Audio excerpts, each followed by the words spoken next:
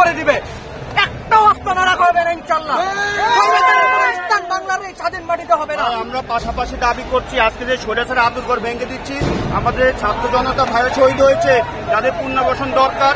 আমি doctor Yunus sir এবং আমাদের যে ছাত্র উপদেষ্টা ভাইরা আছেন তাদেরকে বিনীতভাবে আহ্বান করছি জনগণের পক্ষ থেকে, এই স্বৈরাচার আতুরঘরে এইখানে আমাদের ওই ছাত্র জনতা যে ভাইরা নিহত হয়েছেন, যাদের পুনর্বাসন দরকার, তাদেরকে এখানে পুনর্বাসন করা হোক। কি ঠিক আছে ভাই?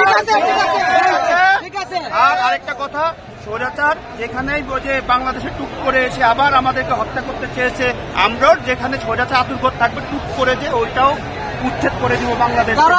আমার একটা প্রশ্ন আছে, আরেকটা প্রশ্ন আছে। 5 আগস্টের পরে অনেকেই সেই জুলাই গণ অভ্যুত্থানকে ভুলে যেতে শুরু করেছে, এই বিষয়ে আপনারা কি বলবেন?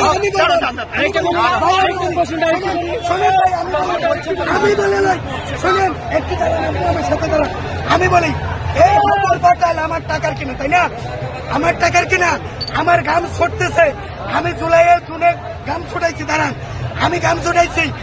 এই ভাঙ্গার দায়িত্ব ছিল এই অথর্ব কটা উপদেষ্টা আছে, এদের ভাঙ্গার দায়িত্ব ছিল।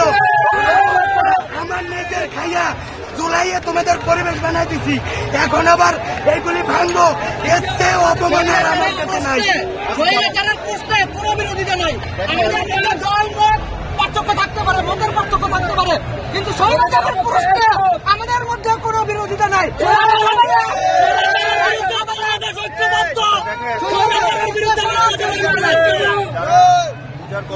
আছে দেখেন, স্বৈরাচারের বিরুদ্ধে সবাই একমত।